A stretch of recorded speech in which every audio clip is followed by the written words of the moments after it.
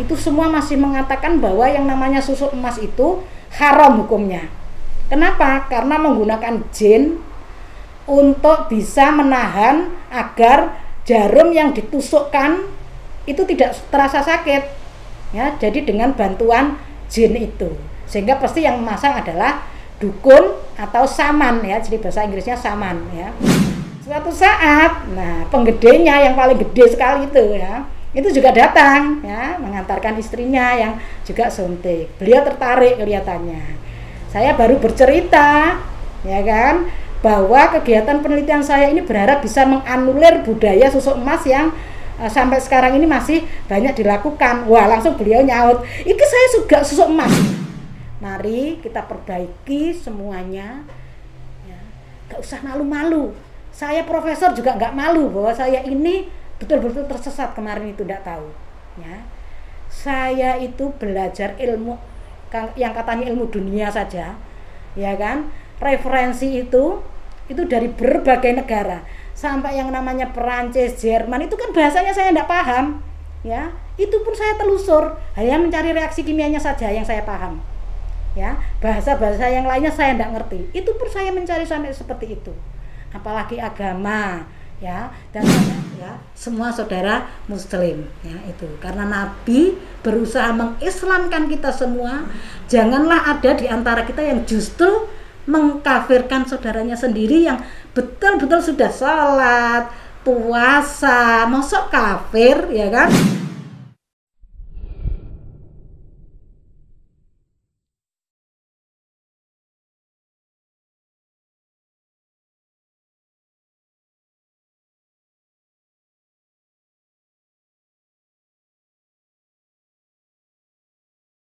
Assalamualaikum warahmatullahi wabarakatuh. Perkenalkan, saya Titik Taufikur Rohmah. Saya juga mubalighot Jokam dulunya, tetapi tidak formal karena tidak pernah mondok ya. Jadi menyampaikan juga ya, mengajak juga teman SMA, teman kuliah. Saya dari Surabaya ya, tepatnya di Gunung Anyar.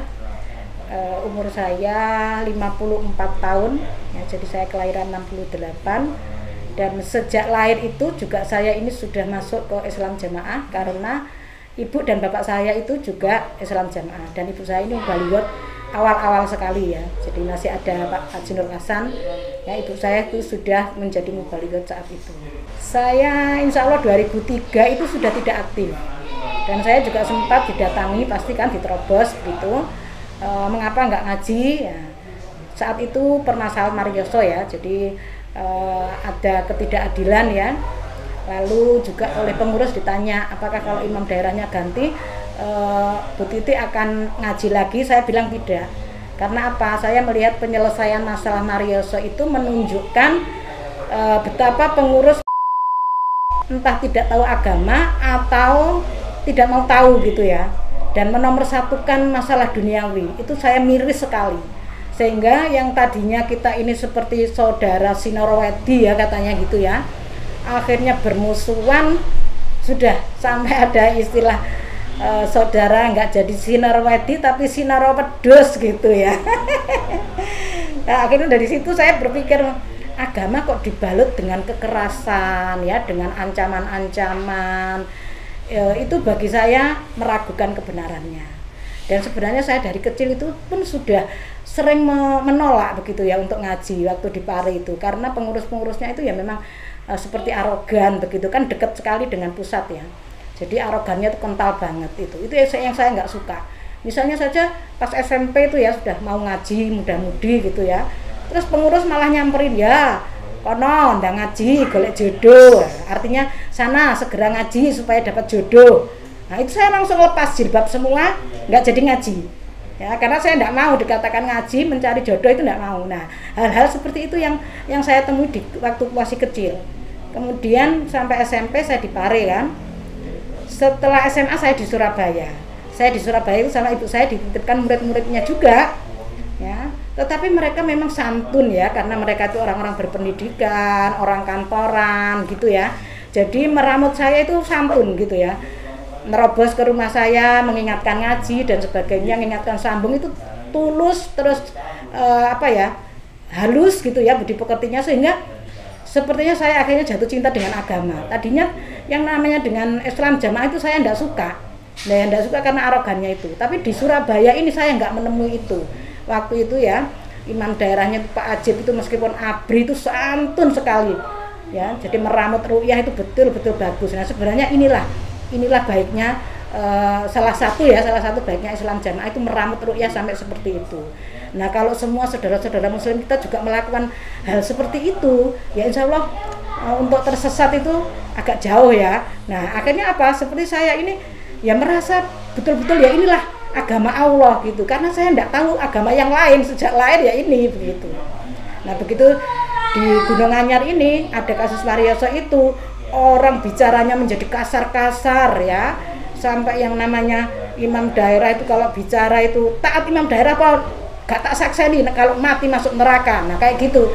Ini apa, agama kok seperti ini? Nah, sementara saya ini kan juga tidak seperti umumnya perempuan yang hanya di rumah. Saya kan kerja, sehingga saya bertemu orang Muhammadiyah, orang NU, ya, teman-teman dosen. Nah, itu mereka itu sebenarnya juga baik-baik semua, tuh salahnya di mana begitu ya. Gitu. Terus terutama pada saat saya umroh. Nah, itu betul-betul pengalaman batin ya. Saya umroh karena suami saya kan tidak. Suami saya masih jokam ya. Saya kan sudah 2003 tidak. Ya, sehingga dicari yang ngurus umroh itu dicari yang dari jokam juga gitu. Nah, ternyata di sana mutawifnya itu loh bukan jokam, lama gelodak gitu kan saya. Wes bayar larang-larang kok ternyata nggak diramuti sesama jokam. Di sana itu orang NU yang ngeramuti kita ini mutawifnya ya, memandu doa, memandu kegiatan-kegiatan keagamaan itu. Lah terus seperti ini kan kita seperti sama-sama benernya, NU ya bener, Muhammadiyah bener. Nah, terus jokam juga bener. Nah, tapi kenapa saat di Indonesia kok terus terbelah-belah lagi itu? Nah, akhirnya pertanyaan-pertanyaan itu kembali lagi pada saat SMA. Saya juga pernah dengan kakak saya pada saat itu juga menjadi mubaligot ya, kakak saya mubaligot, saya SMA, terus diajak, ayo nang Sidosermo, ke Sidosermo saya tunjukkan di sana ada pengajian seperti Mbah Kaji Nur Kasan, persis siro engsun, nah kayak gitu persis plek. Lah ternyata sekarang saya sudah tahu bahwa memang semua pondok se-Indonesia Raya itu ya seperti itu pembelajarannya. Dan itu metodenya disebut sorogan bandongan. Lah saya baru tahu karena ya saya tahu agamanya juga di jokam ini. Ternyata orang NU, orang pondokan-pondokan itu ngaji ya persis seperti kita. Ya engsun siro kayak gitu memaknai Quran ya satu persatu sama saja. Cuman kita kan tahunya hanya di sini. Terus kita diberitahu bahwa satu-satunya yang seperti ini ya cuman kita, ternyata enggak ya. Makanya orang pondok enggak akan masuk jokam. Kenapa? Karena dia sudah terbiasa ngaji juga Quran hadis ya. Jadi pondok-pondok Nusantara Indonesia Raya ini semua juga Quran hadis. Jadi sama ya. Sebenarnya sama, cuman kita tahunya memang hanya dari jokam. Nah, alasan utama saya memang saya ini kan pendidik ya atau dosen ya. Jadi saya pun di dalam berilmu itu mesti juga seperti ada sanatnya begitu, ada referensinya begitu. Nah, selama ini yang saya tahu referensi itu ya yang kita pelajari di jokam itu referensinya. Nah, ternyata saya tuh ya pernah juga selain keraguan saat habis umroh itu ya, masa orang segini banyak itu semua masuk neraka kecuali kita yang Islam Jamaah ini. Rasanya kok juga enggak bertentangan sekali dengan ayat atau dengan apa Al-Qur'an ya, dengan apa yang disampaikan oleh Nabi ya, bahwa orang Islam itu loh 2/3 yang masuk surga. Dan itu terdiri dari kumpulan manusia pada saat masuk ke pintunya surga itu ya, mereka itu uwel-uwelan ya. Nah, itu dari Irak sampai mana itu yang. Nah, itu pun akhirnya saya ragu. Mosok cuman kita yang masuk surga. Nah, dari situ itu keraguan saya. Terus pada saat sudah umroh di sana itu loh kita tuh sama semua. Ya, kita malah dikelola oleh teman kita dari NU. Lah ya sudah, berarti kenapa sih kalau di Indonesia kita tidak bersatu saja? begitu. Nah, andalannya memang kita punya isnad mutasil begitu. Nah, ternyata yang akhirnya kan begitu saya sudah mulai jarang ngaji kan buka-buka internet juga. Nah, ketemulah yang ini yang disampaikan oleh Pak Khalil Bustami. Nah, saya yakin. Kenapa kok yakin? Nah, karena beliau itu sudah mengguru sendiri ke Arab Saudi. Nah, itu bagi saya itu sandaran atau hujah atau alasan yang bisa saya pegang. Kalau yang lain-lain saya enggak mudah percaya begitu ya. Karena kita ini kan sudah terbiasa, bukan agama saja, saya cari referensi terbetulnya begitu ya. Nah, apalagi agama ya. Jadi ya harus mana yang sudah pernah dikaji. Nah, apalagi itu sudah lulusan Masjidil Haram. Nah, seperti itu. Loh, kok itu malah ditolak? Nah, akhirnya saya malah ragu sekali bahwa di dalam jamaah ini pasti ada sesuatu yang salah. Dengan ilmu yang dicari dari Masjidil Haram ya, terus diterapkan kok enggak mau. Nah, itu.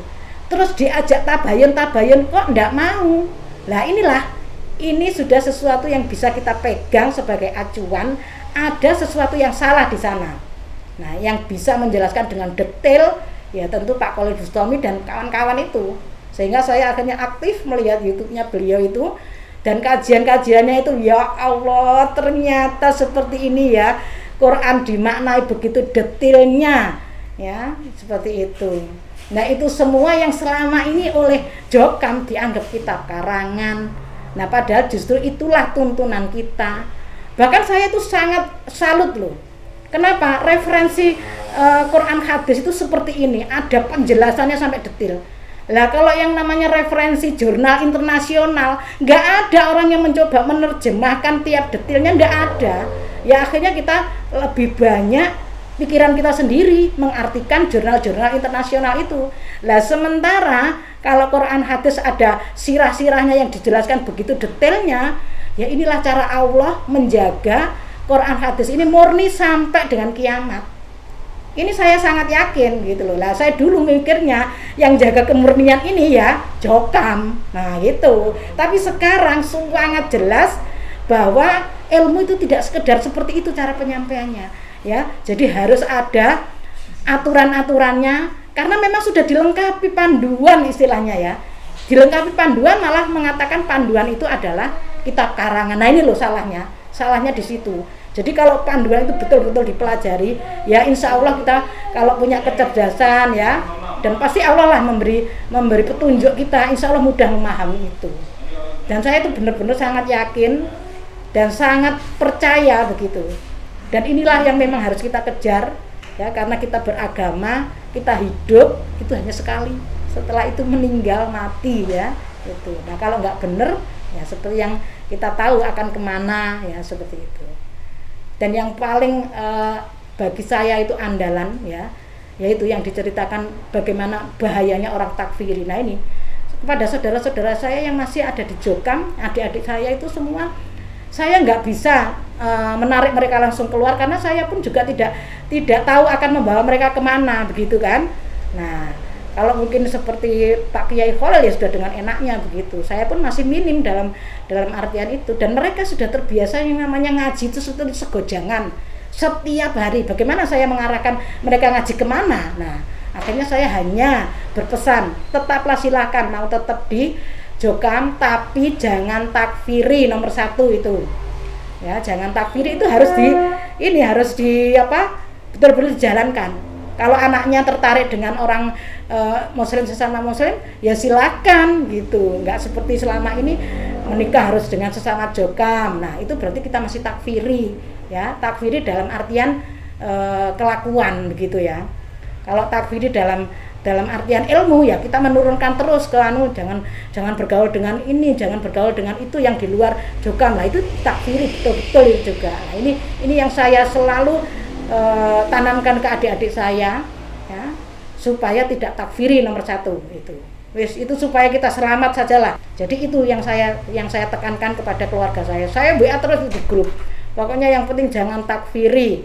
Terus kajian-kajian itu jangan cuma mencari saja atau di Jokam saja, tapi carilah ilmu di mana-mana.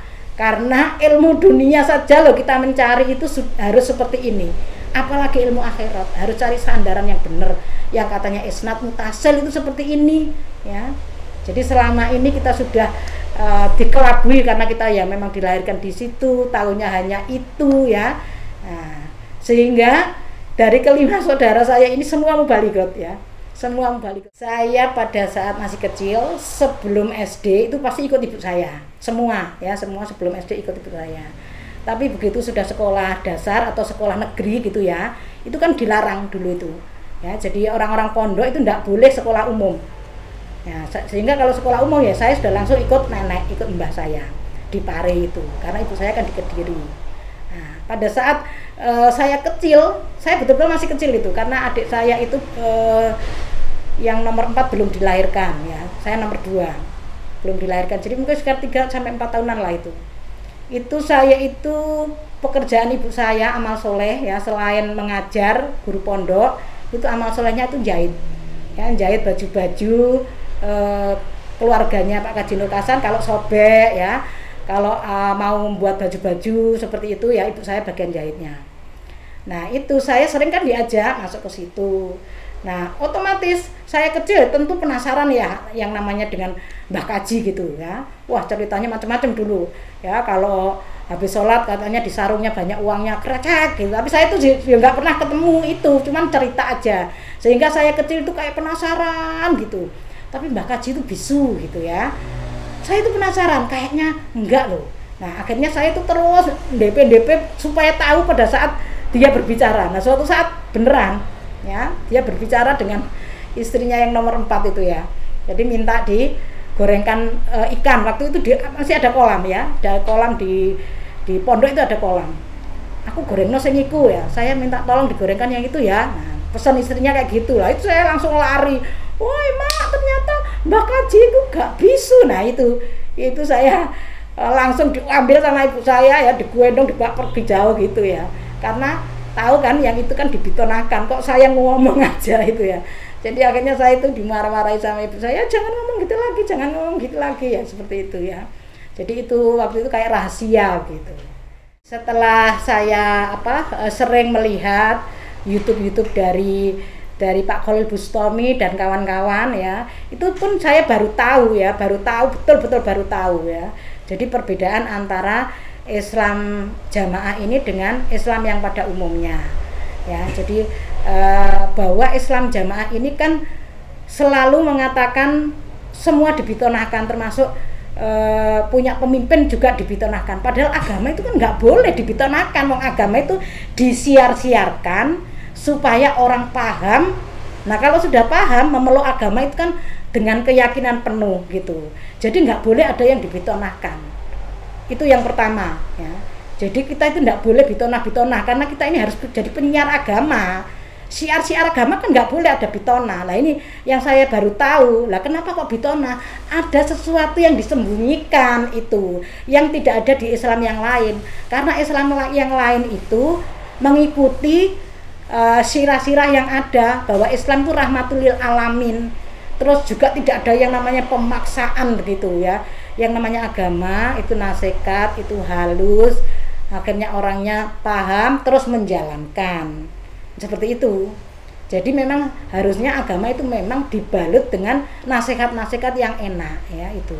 Nah, yang saya lihat selama saya di Jokam ya, itu kayak kemelinti gitu loh. Lah, terus saya itu juga berpikir, loh ini agama yang nyampaikan tuh anak kecil-kecil kemelinti. Terus, yaitu tadi saya bilang ilmunya itu ilmu karbitan. Sehingga setelah dia nasihat nanti turun ke bawah ya dia bermain-main lagi. Loh ini apa-apaan ini gitu ya. Jadi itu sudah sesuatu yang harus dibenahi lah, dibetulkan. Dan itu pula yang juga menyebabkan saya betul-betul tidak mau ngaji di Masjid Jokam itu ya itu. Jadi mubalighot yang dipasang itu ya wis nggak bisa untuk contoh hidup lah. Nah itu. Dan kita harus taat mendengarkan. Ya Allah, berat amat gitu loh ya. Itu bisa dibayangkan alangkah beratnya gitu ya. Jadi mubalighot aduh masih berapa tahun usianya. Ternyata kelakuannya itu jelek loh. Inilah disuruh nasihat itu betul-betul saya akhirnya nasihat sendiri di belakang dengan ibu-ibu, wes.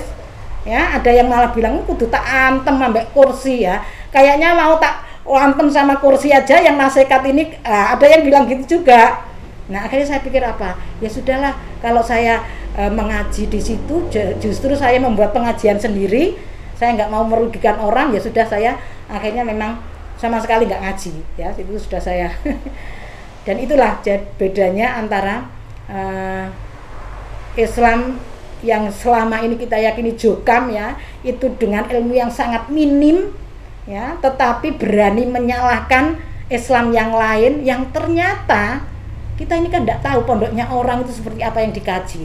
Ternyata mereka itu ya sudah dalam ilmunya. Bahkan teman-teman saya ya, itu nyekolahkan anaknya ke Kairo, nyekolahkan anaknya ke Arab Saudi. Betul-betul hidupnya itu disimpan ya untuk bisa seperti itu. Loh, apa ini kita lakukan di jokam? Nggak ada yang sampai seperti itulah. Ternyata kan, nah itulah mengapa mereka berjuang seperti itu, karena keyakinannya terhadap kebenaran agama itu. Dan ternyata kita semua yang di jokam ini terus dikatakan itu semua tidak benar ya, itu semua masuk neraka. Waduh, ya jauh lah, sekarang ini kita sudah tidak bisa lagi menutupi yang namanya kebenaran ya, apalagi kebenaran yang dari pusatnya. Itu kan sudah ada juga di dalam ayatnya bahwa ada 2 kota ya, penguasa 2 kota itulah yang akan menjaga kemurnian agama, yaitu ya di Mekah Madinah itu. Nah, kalau Mekah Madinah aja sudah dikatakan itu tidak benar, nah ini bermasalah ini yang mengatakan ini, karena Allah menjaga kemurnian agama ya dari 2 kota itu sampai akhir zaman ya, sampai kiamat gitu loh. Nah, kalau kita mengatakan Jokam mengatakan bahwa itu semua sudah tidak murni, yang murni ya kita inilah. Ini justru dipertanyakan ini sekarang ini. Jadi harusnya ya para Jokam itu malu gitu loh. Ilmunya cuma kecil tapi nyalahkan semua orang yang ilmunya gede-gede, yang ilmunya sudah tinggi-tinggi. Nah, sekarang alhamdulillah sekali dengan keberadaan teman-teman yang sudah mondok di Masjidil Haram ini, termasuk Ustadz Khalil dan kawan-kawan ini. Sebenarnya ini adalah aset ya. Saya itu berharap ya Jokam itu ada kesadaran. Ini loh anakku sendiri, ini loh asetku. Ayo membenahi semua yang salah-salah. Saya berharap begitu. Karena saya pun ya bagaimanapun juga masih ada ikatan yang sangat kuat ya dengan teman-teman Jokam itu. Karena dulu kita ini kan dulur Sinorowedi begitu kan ya. Ya hanya masalah Marioso kita menjadi begitu gencarnya kita bertengkar dan sebagainya ya. Tapi sesungguhnya apa yang sudah dibangun kalau mau dilanjutkan tinggal sedikit loh memperbaikinya. 10% hilangkan, takfiri hilangkan, terus yang tidak Quran hadis hilangkan, terus ada hadis-hadis yang dipotong loh, kamu nggak merasa berdosa atau motong-motong hadis. Nah, diluruskan lagi, mumpung sekarang ada ustadz-ustadz yang sudah mumpuni ilmunya, ayo dikembalikan lagi. Insya Allah yang namanya keimanan Islam itu manis sekali rasanya, sudahlah ya. Terus apa sih yang diperjuangkan? Karena saya melihat efek dari 10% itu sebenarnya sekarang ini wujud nyata di depan mata. Mereka sudah nggak bisa ngelola, banyak aset macet yang sebenarnya itu merugikan orang-orang yang sudah infak itu. Karena apa? Tidak ada perkembangan, tidak dibuat masjid, tidak dibuat sabilillah, tidak dibuat kegiatan-kegiatan keagamaan. Mereka tidak punya apa-apa. Artinya dari pahala tidak ada peningkatan apa-apa. Ini sudah kolab kayak gitu, nggak bisa mengelola. Lambu ayo, toh kita ini apa kalau kaya terus makannya bisa 5 piring kan ya enggak, tetap 1 piring gitu loh. Dan untuk apa kita ngumpul-ngumpulkan semua? Harus sadar bahwa itu akan menjadi api neraka gitu loh. Itu yang nggak sadar. Dan saya salut dengan masjid-masjid yang setiap Jumat menyampaikan berapa rupiah yang didapat dan berapa yang sudah dibelanjakan. Nah, sekarang dibuat 0, saldo 0. Itu artinya apa? Membebaskan dari pengelola-pengelola ini dari api neraka, nggak pegang uang-uang sabilillah. Itu persis seperti Nabi. Nabi juga begitu. Ada kurma yang dari sumbangan dari mana. Terus dikembalikan lagi, diberikan kepada fakir miskin. Selesai habis. Ya, entah tiap bulan sekali, entah tiap minggu Jumat sekali, selesai. Tidak ada barang-barang sabilillah ya. Itu akan membuat bersih kita semua. Lah, sebenarnya tinggal belajar itu. Belajar tidak serakah ya, belajar tidak serakah. Saya itu pernah mengalami miskin, semiskin-miskinnya. Dan alhamdulillah kalau sekarang mau beli apa saja yang pengen saya makan, sampai kadang-kadang itu saya pengen beli apa ya, nggak punya keinginan sampean ya. Itu artinya apa? Saya sudah punya uang. Itu pun saya nggak bisa makan 5 piring, itu nggak bisa. Jadi percayalah, kalau sudah menjadi orang yang punya duitnya banyak, itu juga nggak ada artinya apa-apa. Nggak ada artinya apa-apa kita makan tetap 1 piring. Dan kalau hobi kita misalnya makan sama sambal tumpang, ya sudah itu yang nikmat ya. Terus kita juga nggak doyan yang namanya duwagem bermacam-macam, itu terbatas ya. Jadi manusia itu terbatas. Ayolah ya. Jadi saya itu terus terang masih ada ikatan besar kepada Jokam, dan saya berharap semua saudara-saudara saya semua Jokam ini menyadari hal itu ya. Kita cari agama itu yang benar ya. Dan sebenarnya di Jokam itu sudah tertanam seperti itu, cuman ya itu tadi loh, kalau sanat ternyata sanatnya itu sudah tidak nyambung lah. Sekarang ada yang nyambungkan, Pak Khalil dan kawan-kawan itu loh aset, ayo. Nah sekarang kita akhirnya sudah nyambung kalau mau ya itu. Nah kita bisa membersihkan apa ya yang dikatakan subhat ya itu ya, yang membuat kita itu terjerat ke neraka dulu ya, baru nanti entah berapa tahun lamanya baru ke surga ya, seperti itu. Terus dalam memaknai kan semua kita sudah membuktikan itu semua untuk suatu tujuan ya. Jadi ada sesuatu yang diperjuangkan ya, dengan banyak sekali membuat bitonah loh. Coba dibuka lagi, bitonah itu kapan sih boleh dilakukan? Itu saat perang ya. Bitonahnya terhadap siapa? Terhadap musuh ya. Kalau ditanya di situ ada pasukan enggak? Oh enggak ada. Padahal di situ ada. Lah seperti itu saja yang boleh pada saat perang. Begitu selesai perang, bitonah itu sudah nggak ada lagi. Begitu ya. Jadi kita itu dengan orang siapapun nggak boleh berbohong. Ya, dengan alasan apapun wes. Ya, nah sekarang ini jenengan kan tahu semua toh. Ini bitonah. Bahkan mau beristri lagi itu loh bitonah coba. Nah, istri itu kan orang iman yang setiap hari juga bersama-sama satu kamar loh, itu dibitonai untuk bisa menikah lagi coba. Nah hal-hal sepele duniawi itu loh sekarang ini sudah tidak punya lagi kita kejar ya. Kita umurnya tinggal berapa, saya betul-betul berharap ya teman-teman yang masih ada di Jokam, saya juga pernah di Jokam ya kan, cuman saya ini sebenarnya dari kecil itu sudah mikir-mikir ini mesti ada yang salah ini kayak gitu, karena agama itu tidak disampaikan dengan arogan, tapi disampaikan dengan seperti Nabi kan, kita ini nyontoh Nabi toh, Nabi itu lemah lembutnya bukan main. Jadi waktu itu saya memang dengan Jokam dari kecil itu sudah ada keraguan, karena saya selalu membanding-bandingkan guru agama saya bandingkan dengan mubalek yang Jokam, yang kemelinti, yang apalah.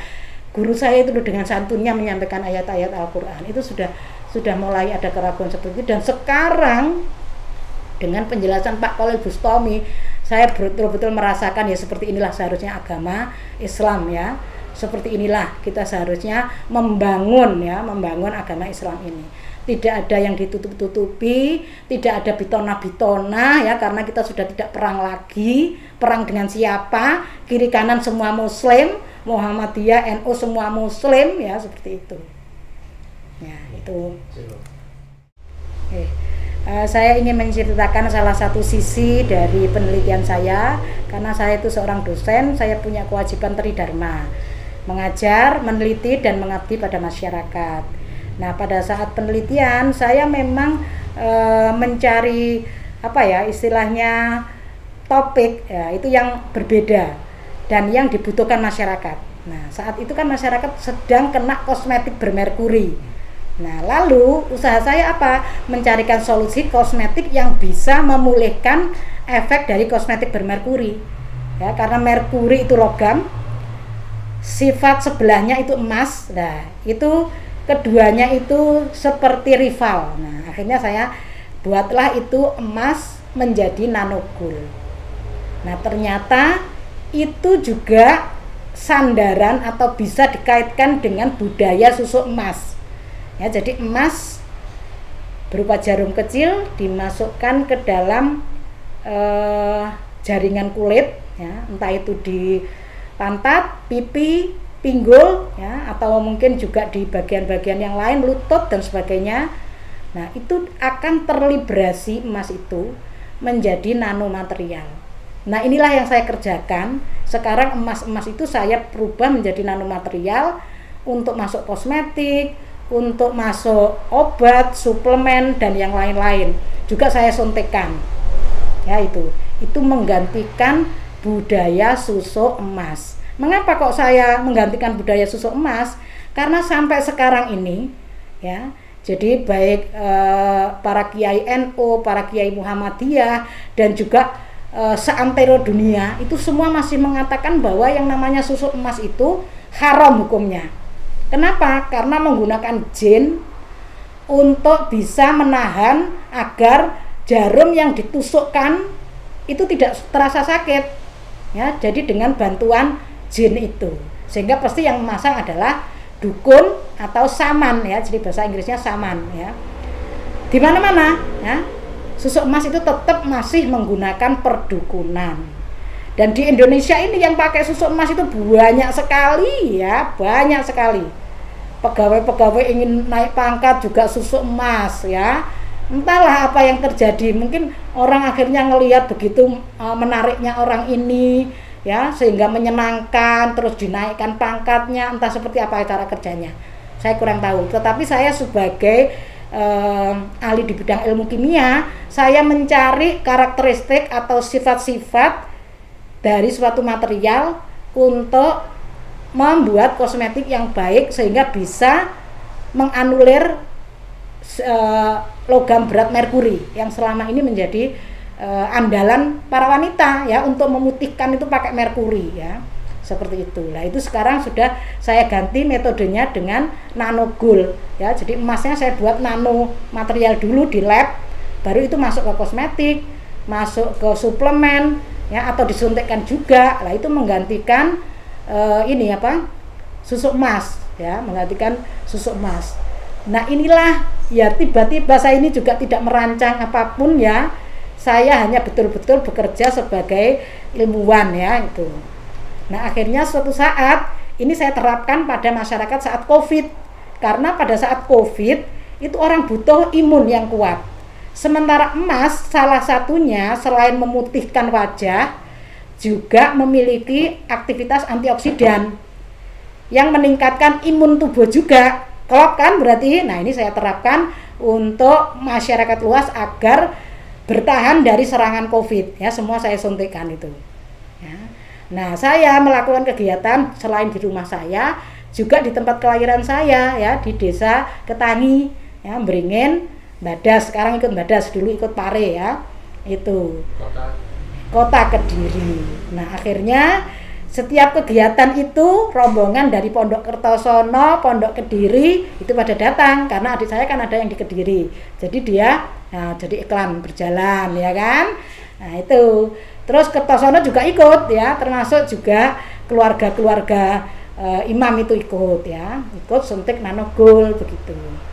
Nah, suatu saat, nah, penggedenya yang paling gede sekali itu, ya, itu juga datang, ya, mengantarkan istrinya yang juga suntik. Beliau tertarik kelihatannya. Saya baru bercerita, ya kan, bahwa kegiatan penelitian saya ini berharap bisa menganulir budaya susuk emas yang sampai sekarang ini masih banyak dilakukan. Wah, langsung beliau nyaut, "Iki saya juga susuk emas ini, ya." Siapa saya juga bilang? Susuk emas, ya. Yang bilang adalah penggedenya Jokam, ya, imam, nggih, imam. Nah, itu ternyata juga susuk emas. Lah, saya baru akan mengatakan, "Loh, saya ini ingin menganulir kemusyrikan itu, lah." Tapi kan nggak enak, ya, saya sama dengan menuduh, "Pak, sampean ini musyrik, ya. Bapak ini musyrik loh." Kan nggak enak. Karena kan banyak orang gitu. Terus akhirnya saya pesan nasihat, ya, pesan nasihat kepada istrinya imam yang dulu yang sudah meninggal, ya. Saya pesan, tolong, ya, adik penjenengan, adik ipar, ya, diingatkan. Kalau saya tidak mengingatkan begini saya dosa, karena salah satu impact penelitian saya itu saya berharap kemusyrikan susuk emas itu bisa, kalau bisa nggak ada di Indonesia lagi gitu loh. Ya, semua ganti suntik nano gold saja, pakai teknologi paling modern, ya, nano material. Nah, itu harapan saya begitu. Nah, saya berharap, karena kalau dari sisi agama saya langsung akan datang, ya, itu juga sepertinya kurang sopan ya. Jadi saya berharap nih justru nanti Pak Khalil Bustami dan kawan-kawan yang datang kepada itu tadi Bapak Imam tadi itu ya, paling tidak nah penjenengan masih juga ada keselip-selip sedikit-sedikit. Nah, dari situ mungkin bisa masuk nasihatnya ya. Jadi tidak semua yang selama ini kita yakini benar adalah benar ya kan, termasuk penjenengan juga ikut susuk emas ini kan sesuatu yang haram ya. Ayo itu dihapus. Nah, mari yang salah-salah kita benarkan. Nah, dengan demikian kan tidak ada manusia yang dikultuskan semua omongannya benar dari tahun berapa sampai tahun berapa ya, itu masuk nanti di sana. Juga tentang 10% itu nggak benar. Nah, ayo ini kita betulkan, wes dihentikan aja 10% ini nggak bisa ngelola ternyata juga ya kan. Terus kita juga jangan serakah-serakah lah ya, makan juga cuma 1 piring aja ya. Insya Allah nanti pelan-pelan bisa masuk ke sana ya, bisa masuk ke sana. Dan tentu saja kita ya berdoa dulu ya, berdoa sebelum bertemu untuk memberikan nasihat itu berdoa dulu supaya hatinya itu lemah lembut ya, terus bisa dimasuki sesuatu dan kita giring untuk ya tadi itu ilmunya Pak Khalil dan kawan-kawan masuk semua. Nah, insya Allah kita bisa menyelamatkan banyak orang ya, karena terus terang saya tidak ada dendam apapun, bahkan saya itu loh berterima kasih juga. Karena apa? Saya itu sebenarnya juga diselamatkan loh oleh Jokam ini. Karena apa? Jokam itu kan nasihatnya orang nggak boleh pacaran, nggak boleh. Itu bagus loh. Itu bagus ya. Saya juga tetap terjaga sampai menikah, nggak pernah namanya pacaran ya. Gitu. Dan ini bagus sekali. Ya, jadi saya pun juga masih merasa berhutang budi. Ya. Lah hutang budinya apa? Saya sangat klop dengan yang disampaikan Pak Khalil ya. Hutang budinya kita wujudkan dengan ayolah ya, membuka. Ya, hidayah pasti dari Allah ya kan. Tapi kita mencoba membuka ke sana, barangkali ada pemikiran yang sama dengan kita sehingga kita tidak takfiri lagi, aman dari bencana kita takfiri itu ya kan. Nah, kita menjadi tidak takfiri. Terus kita mencoba memulai membetulkan lagi apa yang belum betul. Nah, sekarang ilmu sudah semuanya didapatkan oleh Pak Khalil dan kawan-kawan. Nah, kalau teman-teman Jokam yang mendengarkan terus akhirnya juga ikut sadar ya wis alhamdulillah ya, ini adalah cara Allah menunjukkan hidayahnya itu betul-betul masing-masing ya, tiap orang itu sendiri-sendiri. Saya berharap begitu juga ya. Jadi klarifikasi ini tuh saya berharap ini adalah wujud dari kasih sayang saya ya, wujud dari rasa terima kasih saya selama ini sudah di Jokam ya. Pernah ada permasalahan besar Marioso ya sudahlah ya, itu cobaan ya, seperti itu. Dan yang paling utama itu membetulkan tauhid kita. Jangan sampai mengkultuskan bahwa kalau ucapannya yang namanya Mbah Kaji Nur Kasan dari dulu sampai sekarang itu masih merupakan yang dipegang dan sebagainya. Nggak ada manusia yang betul selama seperti itu, tidak ada ya gitu. Nabi saja yang sudah dijamin ya, itu baru Nabi saja. Tidak boleh yang lain, nggak boleh punya seperti itu. Memang tidak ditakdirkan seperti itu. Manusia pasti bersalah ya. Jadi kita jangan mengkultuskan, mari tabayun ya, terutama itu. Dan kita ini wajib loh, tabayun itu wajib ya. Jangan takut ya, jangan takut terus nanti miskin, tidak ada ceritanya ya. Jadi kita betul-betul ingin memurnikan agama, insya Allah Allah itu menolong.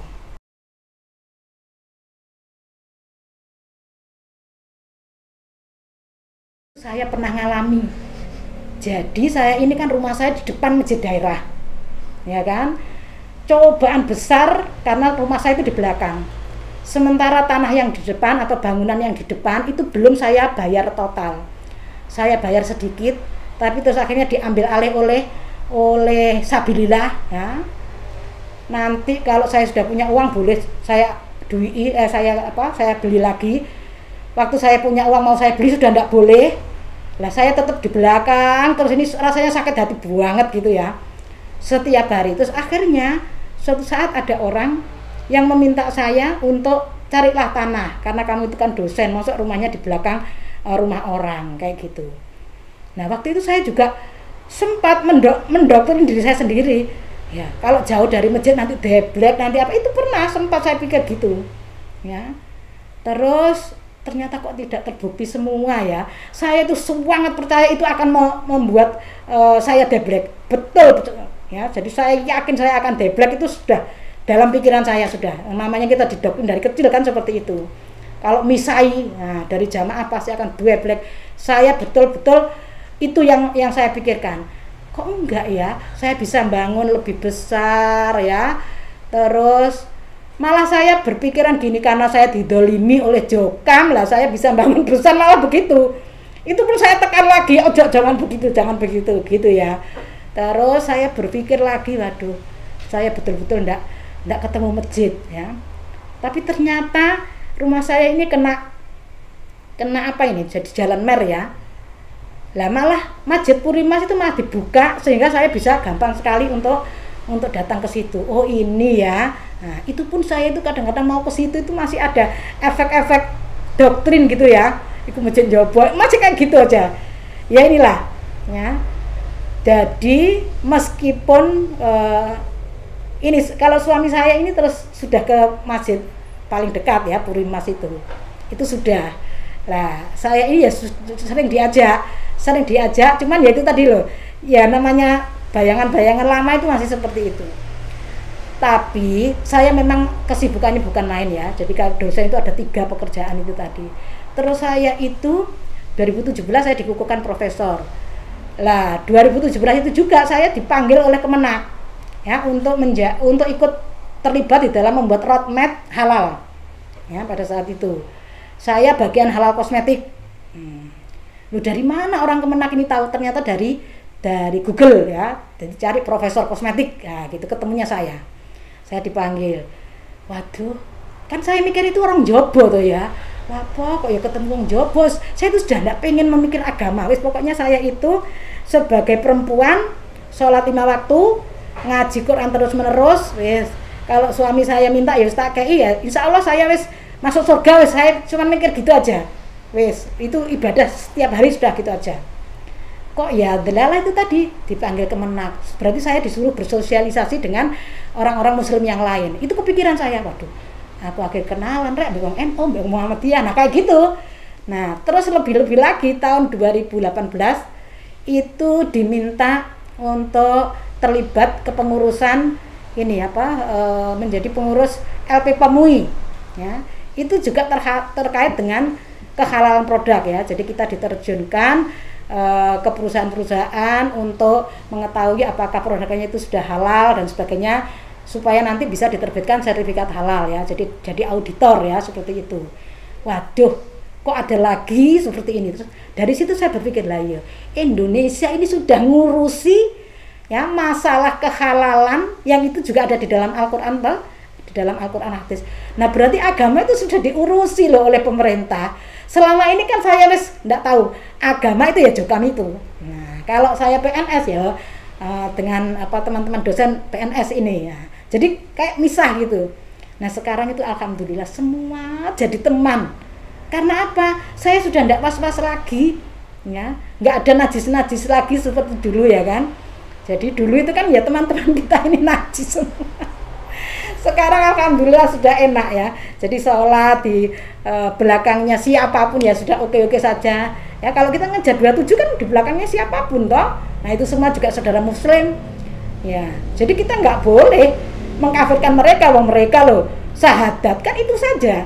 Tali ikatan muslim kan setelah syahadat muslim. Masa kita boleh mengkafirkan? Nggak boleh ya.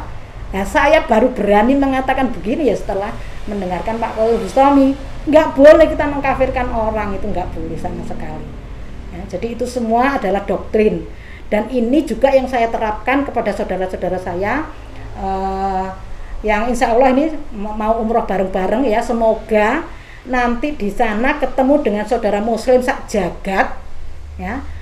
Itu saya itu langsung kayak ada getaran bareng ya.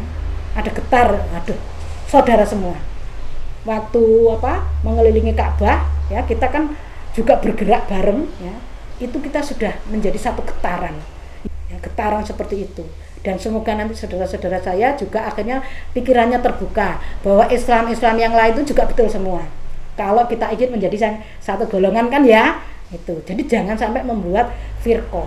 Saya dulu pernah bertanya ini pada mak saya. Kalau kita sekarang ini membuat satu golongan sendiri, apa enggak kita ini sama dengan nambahi tadi itu, masuk ke yang 72. Saya pernah tanya gitu. Ya. Lah masuk kita ini golongan yang tunggal. Yang dikatakan iya itu. Dan kita inilah yang tunggal masuk surga, yang lainnya 72 golongan. Selalu begitu mak saya. Lah saya nggak punya ilmu seperti yang disampaikan Pak Khalil. Lah kalau saya sekarang, saya bisa menggebu-gebu.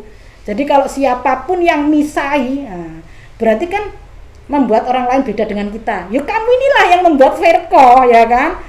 Itu sudah saya sejak 2003, saya itu berusaha semua saudara saya muslim, saudara muslim. Meskipun saat itu suami saya tidak bisa nganggap itu. Ya, jadi orang NU, orang Muhammadiyah itu semua saudara. Kenapa? Kalau kita bisa menganggap semua saudara, kan kita ini utuh, gitu loh. Tapi kalau begitu kita berbeda dari orang lain, kan nyempal namanya, buat golongan sendiri. Nah itu ya kalau cuman kita yang buat golongan sendiri. Kalau ternyata yang lain juga buat golongan sendiri, ya pecahlah Islam ini. Nah supaya nggak pecah, ayo semua menyaudara. Ya, Muhammadiyah menyaudara dengan NU kita menyaudara. Dengan Islam modern yang tanpa golongan itu ya anak-anak muda kita menyaudara. Toh mereka juga yang dikaji Quran hadis. Mereka semua syahadat. Apa boleh kita mengatakan mereka tidak Islam? Itu saja yang dipegang. Saya ke kakak saya, adik saya semua saya bilang begitu. Kalau kakak saya enak, karena dulu pas SMA saya sudah pernah dia cerita ke saya. Dulu persis pengajiannya Mbah Kaji. Nah berarti Mbah Kaji kan gak dewean. Waktu itu saya sudah bilang begitu. Mbah Kaji di Mekah itu gak dewean, gak sendirian.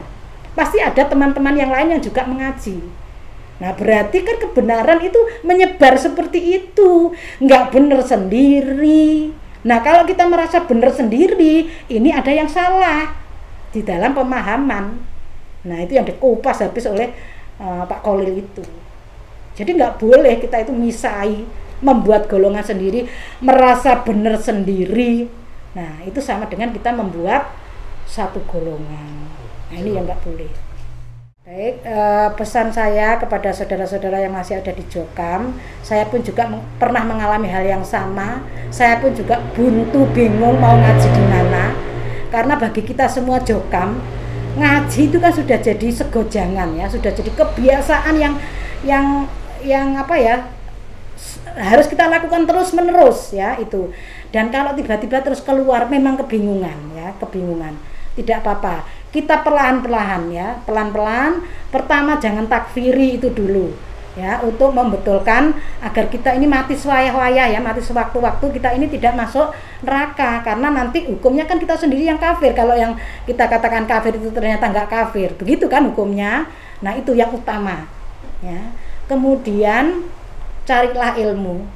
Mungkin kalau teman-teman saya suruh cari ilmu ke selain Jokam, barangkali saya diketawakan ya. Karena apa? Ternyata sudah banyak sekali teman-teman Jokam yang ngajinya itu nggak cuma di Jokam saja.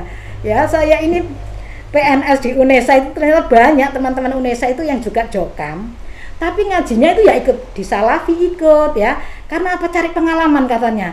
Loh, wis gak taat, saya kan gitu itu loh. Karena saya meragukan. Nah, akhirnya terus membaca begitu. Saya juga di WA kok oleh beberapa orang yang sudah keluar begitu ya. Ternyata apapun yang difitnahkan ya, terutama para pengurus, ayo ya, dengan fitnah-fitnah yang penjenengan buat itu, ayolah ingat ya, kita itu mati sewaktu-waktu ya. Jadi siapapun difitnah pasti ingin jadi imam. Aduh itu sesuatu yang berulang-ulang ya kan, modus bahkan itu. Dari mulai zamannya Pak Bambang itu. Nah padahal dulu di Jokam itu dibuat fitnah ya, bahwa dia pengen jadi imam ya, menggantikan Kaji Nur Hasan karena Pak Dohir itu ilmunya tidak sebesar dia. Wah, fitnahnya seperti itu. Dan ternyata itu juga berulang lagi pada Pak Mauludin ya, itu katanya juga pengen jadi imam. Nah sekarang ini Pak Khalil juga katanya ingin jadi imam. Mbok cari yang lain apa ya, atau mungkin bisa tanya kemana gitu loh, supaya berbeda-beda gitu loh. Jangan sama aja kan, orang akhirnya nitani, oh itu kebohongan lagi, itu kebohongan lagi, itu kebohongan lagi. Ayolah ya, jadi para pengurus saya ya hentikan itu ya, karena ternyata dunia itu loh cuman begini aja, ya kan? Nah, mari kita perbaiki semuanya, ya. Gak usah malu-malu. Saya profesor juga nggak malu bahwa saya ini betul-betul tersesat kemarin itu, tidak tahu, ya. Saya itu belajar ilmu yang katanya ilmu dunia saja, ya kan? Referensi itu dari berbagai negara, sampai yang namanya Perancis, Jerman, itu kan bahasanya saya tidak paham, ya. Itu pun saya telusur, hanya mencari reaksi kimianya saja yang saya paham, ya. Bahasa-bahasa yang lainnya saya tidak ngerti, itu pun saya mencari sampai seperti itu. Apalagi agama, ya. Dan sampean semua sudah tahu bagaimana sanadnya, tinggalannya Abah Nur Kasan, ya. Itu harus diakui lah, ayo, ya, bahwa itu belum nyambung, ya. Belum nyambung alias putus, ya. Ya ayo, itu dibersihkan semua, jin-jinan, terus sihir-sihiran, ya. Insya Allah itu. Jadi harapan saya, ayolah betul-betul apa yang sudah baik di dalam Jokam nggak apa-apa, ngaji rutin itu baik loh. Ngaji rutin itu menyebabkan muda-mudi itu nggak, istilahnya nggak liar gitu ya, istilahnya Jokam kan itu liar gitu ya, tertata hidupnya, ya, karena dia disibukkan dengan acara pengajian itu bagus, ayo dilanjutkan. Tetapi yang menyebabkan kita keserempet-serempet bisa masuk neraka, ayo itu dibetulkan, ya, termasuk subuhat-subuhat yang semua sudah ditakdil ya oleh Bapak Khalil Bustami, ya. Ayo, nggak usah malu-malu, kita dengarkan, ya, kita dengarkan. Dan itu anggaplah kalau misalnya itu tidak benar, itu pengalaman hidup. Ayo sekali-sekali dilihat, ya, pengalaman hidup. Orang kan harus belajar seumur hidup loh, ya. Ya, saya dosen, karena itu saya selalu menyarankan kita belajar itu sepanjang hidup. Nggak ada belajar itu saat kuliah saja, nggak ada. Ya, setiap hari kita ketemu orang itu pembelajaran. Ya, itulah belajar hidup. Ayo kita lihat saja. Nah, siapa tahu dari sana terbuka pikiran hidayah, ya kan? Kita tidak ngajak penjenengan kemana-mana kok, ya. Tidak akan membuat golongan tersendiri, ndak, ya. Jadi mari kita semua juga seperti muslim-muslim yang lain di Indonesia, ya, kita menjadi bagian dari muslim-muslim yang ada di Indonesia, ya. Dan kita nanti akan enak sekali hidup tanpa bitona-bitona, tanpa bersembunyi-sembunyi, ya. Amirnya mana? Amirnya beli es, ya. Jangan, ya, sudah hentikanlah. Itu semua kita sudah apal, ya, sudah tahu, dan itu akan terus, ya, menjadi pikiran-pikiran kita ini nggak bersih, ya. Agama kalau sudah bersih itu enak banget, ya. Ke masjid manapun, masjidnya Allah, ya. Kemanapun kita bisa infak di mana-mana, ya. Itu wes nggak usah membebani pengurus dengan uang kita yang terus ditaruh di situ, itu menjadi api neraka buat pengurus-pengurus itu. Wes sudah, ya. Jadi kita di mana-mana bisa infak, fisabilillah. Ya, masjidnya Allah semuanya. Tidak ada masjidnya orang NU, masjidnya orang Muhammadiyah, tidak ada. Ya, masjidnya Allah semua kita datangi. Ya, kita butuh sholat zuhur di mana terdekat, sholat asar di mana terdekat. Udah, kita mau infak dimanapun, alhamdulillah insya Allah diterima oleh Allah, ya. Itu. Sehingga kita akan menjadi satu golongan saja, ya. Saya ada cerita, ya. Semoga ini bisa menggeser sedikit kepercayaan penjenengan semua, ya, bahwa yang selama ini pengurus itu kita elu-elukan betul-betul bisa mengurusi kita semua, ya, termasuk ketaatannya, ya. Nah, kalau kita ru'yahnya kan mesti selalu disuruh 10%. Ternyata pengurusnya itu tidak semuanya loh, ya. Ini saya diberi informasi, ya, sangat akurat, sangat valid, ya. Jadi dari pusat sendiri tuh ternyata nggak semua pengurusnya itu bayar 10%. Kenapa? Karena dia tahu itu bid'ah, ya kan? Nah, makanya saya tuh pernah kepikiran, ya, nanti itu ru'yah yang begitu taat masuk surga gampang, derurut. Tapi asal nggak takfiri tadi tuh loh, ya. Nah, terus pengurusnya bagaimana, ya kan? Terus ru'yahnya 10%, dia sendiri tidak melakukan itu, ya, seperti itu. Sehingga sudahlah, ya. Jadi penjenengan itu memang harus bergeser pikirannya, ya, jangan mengkultuskan manusia, ya, mengkultuskan manusia itu jangan, ya. Jadi yang seperti itu, yang betul-betul lurus itu ya Nabi itu ya, dan kita semua memang harus mencontoh Nabi itu ya. Insya Allah cerita saya ini akurat ya, bisa cek recheck silakan ya. Di pondok-pondok manapun silakan cek recheck kalau punya kenalan ya. Jadi ternyata seperti itu ya.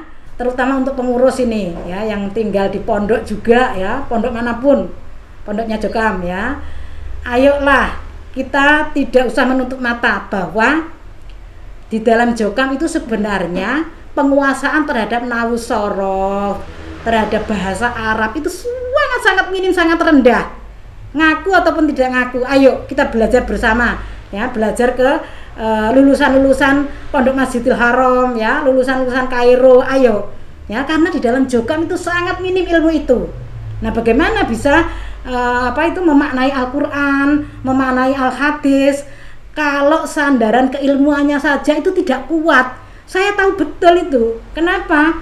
Karena ternyata hanya motokopi ya, hanya motokopi karangan dari teman-teman IAIN ya, itu coba toh kayak gitu itu ya. Nah, padahal kan harus isnad mutasil katanya, tapi ternyata untuk nahwu shorof dan bahasa Arab cukup motokopi. Nah, bagaimana kok bisa rendah sekali seperti ini? Ya, ayo diramut lagi ru'yahnya ya. Jadi dingaji lagi oleh ustadz-ustadz yang lulusan dari Kairo, dari Arab Saudi yang gelarnya LC. Ayolah, itu aset, itu ilmu ya. Sehingga enggak perlu lagi moto-motokopi. Itu pelanggaran loh. Pelanggaran, karena sudah tertulis di sana barang siapa yang sengaja menggandakan dengan motokopi dan sebagainya akan kena denda sekian. Ayo ya, itu bahaya ya. Karena itu untuk urusan nahwu shorof, bahasa, ayo kita tidak usah malu-malu ya, tidak usah malu-malu untuk ngaji pada ahlinya yang sudah ke Arab Saudi ya, sudah dikirim dengan uang dari Jokam loh ya, eman, ayo ya. Jadi ngaji lagi ya, nambah ilmu lagi supaya nanti memaknai Quran dan hadis itu tidak compang-camping lah ya, karena ilmu nahwu shorof, ilmu bahasa Arabnya sip ya. Jadi saya sarankan itu, ayo ya. Jadi silahkan entah mengambil ustadz dari mana, yang penting lulusan Kairo, LC dan sebagainya. Nah, untuk terutama nahwu shorof dan bahasa Arab itu ya, itu pesan saya pada pengurus sebagai bentuk tanggung jawab pembinaan keilmuan di dalam Jokam. Ayo, nanti dari situ ketemu Pak Khalil dan kita bisa menyatu lagi ya. Itu pesan saya. Yang terakhir, dari hati yang paling dalam, saya minta maaf kepada saudara-saudara saya ya, yang dulunya saya anggap kafir ya, saya anggap najis bahkan ya. Itu betul-betul saya minta maaf ya.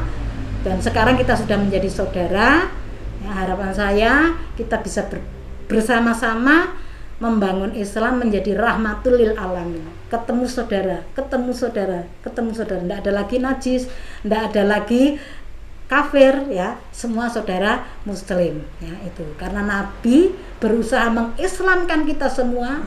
Janganlah ada di antara kita yang justru mengkafirkan saudaranya sendiri yang betul-betul sudah sholat, puasa, masuk kafir ya kan. Nah itu, monggo, ayo kita semua, memang ini sesuatu yang agak sulit dari kebiasaan lama ya, ketemu kesenggol najis. Sekarang kita enak ya, jadi ketemu bisa berangkulan, tidak ada yang najis ya, seperti itu. Dan inilah manisnya Islam ya. Mari semua, saya berharap segera bisa merasakan seperti yang saya rasakan ya, ketemu teman muslim semuanya saudara ya. Itu pesan saya. Assalamualaikum warahmatullahi wabarakatuh. Di Islam Jamaah tidak seperti itu. Siapapun, muslimin manapun, mukminin manapun, asalkan tidak baiat dengan imam mereka, Jokam, tetap saja kafir, haram hidupnya. Anak saya yang paling tua itu baru saja lulus dari Pondok Kediri, mondok selama kurang lebih 4 tahun, ditambah tugasnya di Gading Mangu selama 1 tahun, jadi kurang lebih 5 tahun. Sehingga waktu itu anak saya doktrinnya sedang di puncak-puncaknya. Doktrin Islam Jamaah sedang di puncak-puncaknya. Dan anak saya langsung menentang pada saya. Bahkan dia mengatakan dan mengacungkan tangan kirinya dan menyebut nama saya tanpa bapak. Hai Firdaus, kowe wis murtad.